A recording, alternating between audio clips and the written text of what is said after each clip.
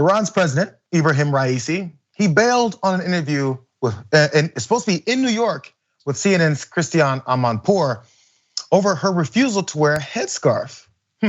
This whole cancellation came as protests, as we know, are flaring in Iran over the death of a 22-year-old woman detained in Iran for allegedly breaking headscarf rules. It's all coming full circle here. So some details of how this whole thing went down and what Christiane Amanpour was saying here. So in a series of tweets, the chief international anchor of CNN said that she'd been scheduled to meet with Raisi on the sidelines of the UN General Assembly and had planned to ask him about various topics, of course, including the outbreak of protests in Iran following the death in custody of Mahsa Amini. Now, more on that whole thing that happened with her. Protesters battled police in the wake of the death of the 20-year-old Mahsa Amini in police custody. She had been arrested last week by Iranian morality police because her headscarf was allegedly too loose to comply with the nation's strictly enforced Islamic clothing restrictions for women.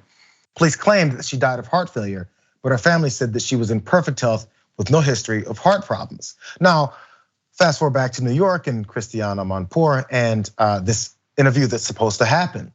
Raisi was already 40 minutes late for this interview Wednesday night at the UN headquarters in Manhattan when his aides suddenly told Amanpour that the president needed her to wear a headscarf. Here's what she tweeted out about this.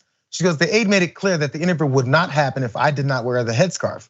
He said it was, quote, a matter of respect and referred to, quote, again, the situation in Iran, alluding to these protests that we were just talking about. Now, Amanpour grew up in Tehran.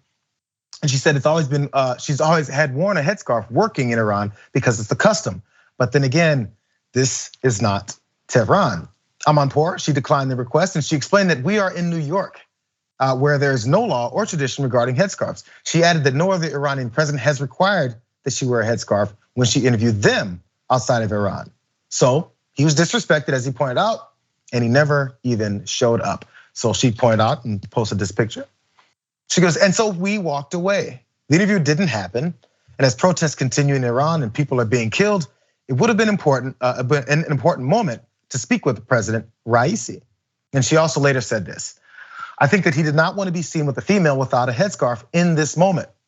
And it should be pointed out that at least 31 people have died in the 6 days of protests since their young woman's death over a headscarf. So it became a battle, you guys, of image versus what we're actually gonna say. And the image apparently was something that was more important to Raisi than it was to Amanpour. And this was something that just probably wasn't gonna happen much in the first place, especially with these flaring tensions. So look, I don't want my Muslim brothers and sisters to get mad at me, but please don't be a Dennis Prager and not understand what an analogy is, okay? So you asked me to respect your views, but it's views I don't share. So what if I asked you to respect views you don't share? And I said, look, I won't talk to you unless you have an orange cone on your head. You have to put the orange cone on your head?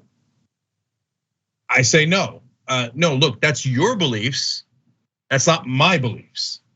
Why do I have to do the thing that is in your belief system and not mine? But there's some cultures and religions that say you have to completely grow your hair out and your beard out. So do you have to grow a giant beard before I talk to them? Do I have to stop using technology before I start talking to an Amish person? It's your religion, not my religion, okay? So why don't you respect my beliefs and talk to me as a person, as a human being? Okay, but they're not gonna do that. I know it's because of domestic politics, and which leads us to the second point. Domestic politics in Iran are a disaster. It's a totally oppressive government, and you wore your headscarf a little loose, and next thing you know, you wind up dead. But guys, it's important to do nuance. We don't live in a black and white binary world, because then mainstream media and mainstream politicians will take that fact and say, that's why we shouldn't have a peace deal with Iran. No. Just because it's an oppressive government doesn't mean we have to kill tons of their citizens and lose tons of our citizens by starting a disastrous war, right? But call it what it is. There's no question that the mullahs that run Iran run an oppressive government. Yeah, 100%. And what's really so heartbreaking about this is because anytime I hear anything about some horrific thing happening in Iran, I can't help but think about how, like, this is because the CIA at one point in time thought that aligning themselves with and helping to start like extreme far right like fundamentalist movements around the world was an easy way to like basically support the United States' economic policies abroad, because fundamentally with like the coup attempts that come from the United States is the reason why Iran is in the situation they were. If you look at Iran in the 60s and 70s, it looks like a completely different place. And one of the things that's really frustrating that we should all really understand is that the leaders in Iran, my guess is, probably kind of like the idea that the United States is constantly trying to instigate war and things like that, because then anybody who is part of the large group of people in Iran who want more open policies, right, who want more freedom in this regard, can be painted as just, oh, you're a stooge for the United States, you're a stooge for the United States. And so there's this constant tension where like fundamentally like militarism from the United States actually helps them maintain their system because it gives them an easy justification to continue like repressive policies and things like that. Look, now with, yeah, go ahead, go. Yeah, I just love the history lessons that Ben's giving today, okay? So that's 100% right. If we had not orchestrated a coup against Mohammad Mossadegh, their democratically elected prime minister, none of this would have happened. They would have never had those mullahs take over. They would have never had a Muslim revolution like that they had, a fundamentalist revolution like they had. And we 100% created this monster. And what's our solution? Bomb their citizens. Nah, it's just, honestly, are our politicians that much less corrupt than their mullahs? Because at the end of the day, does the mullah actually care about the headdress? No. The mullah cares about the money he's stuffing into his corrupt pockets. The Iranian Revolutionary Guard and all of the folks that are in charge in Iran, their number one issue isn't like Islam. It's just a gag, okay? Like capitalism here in America, whatever like mythology you want to attach, the people in power do not give a damn about it.